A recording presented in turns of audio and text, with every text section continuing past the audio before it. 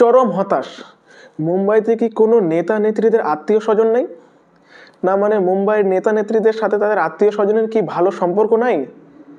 না কালকে যেখানে দেখলাম মেসি কলকাতাতে আসলো এবং চারদিকে শুধুমাত্র নেতা নেত্রীদের সেই সব চটি চাটাদের, যারা যারটা এক একজনের দালালদের শুধুমাত্র ছেলে মেয়েরাই তাদের আত্মীয় স্বজনরাই ছবি তুলতে ব্যস্ত লিওনেল মেসির সাথে।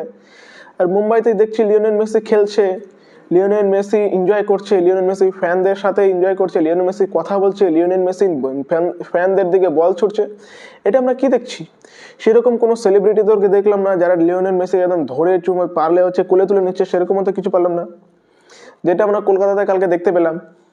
লিওনেল মেসির জন্য তাদের পাড়ার দাদা এমন করে ঘাড়ে হাত মিলিয়ে এক একজনের সাথে আরেকজনের পরিচয় করে দিচ্ছে, যেন লিওনেল মেসি তাদের পাশের বাড়ির জামাইয়ের সাথে এদের পরিচয় করে দিচ্ছে, যাতে জামাইয়ের কোনো রকম অসুবিধা না হয় পাড়াতে যখন আসবে তখন। সেটা তো দেখতে পেলাম না। কালকে হায়দ্রাবাদে দেখলাম হায়দ্রাবাদের সিএম লিওনেল মেসির সাথে ফুটবল খেলছে। আর কি করছে? হায়দ্রাবাদের সাধারণ ফুটবলারদের সাথে লিওনেল মেসি পাস খেলছে, লিওনেল মেসি প্ল্যান্টি শুট করছে, লিওনেল মেসি বল ছুড়ে পাবলিকদেরকে দিচ্ছে, পাবলিকরা লিওনেল মেসির সেই কিক দেখে আনন্দিত হচ্ছে। লিওনেল মেসিকে ড্রোন শোর মাধ্যমে তাকে সংবর্ধনা জানানো হচ্ছে, তাকে শ্রদ্ধা জানানো হচ্ছে। আর আমরা এটা কি করেছিলাম কালকে ভাই? না মানতে হবে, বাঙালি যে শ্রেষ্ঠ জাতি, বাঙালি যে পৃথিবীতে সব থেকে উন্নত জাতি, সেটা কিন্তু কালকে প্রমাণ পেয়ে গেছি আমরা। আমাদের ইভেন্ট ম্যানেজমেন্ট, আমাদের ক্রীড়ামন্ত্রী, এদেরকে দেখে আমরা কালকে বুঝতে পেরেছিলাম। আর কালকে এই জিনিসটা আমরা বুঝতে পারলাম যে দুনিয়াতে শুধুমাত্র দুইটা জাত আছে, একটা বড়লোক একটা গরিব।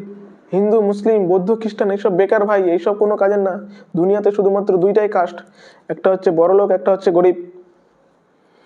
কালকে তো দেখতেই পেলাম সব সো কল্ড অভিনেতা অভিনেত্রী, ভাস্তা, কাকা, পিসি, মামা, জেঠু, নেতাদের এই আত্মীয় স্বজনে ঘিরে রেখেছিল কালকে মেসিকে, যেন মেসিকে তারা কিনে নিয়ে এসছে, ভাড়া করে নিয়ে আসছে তাদের নিজেদের জন্য।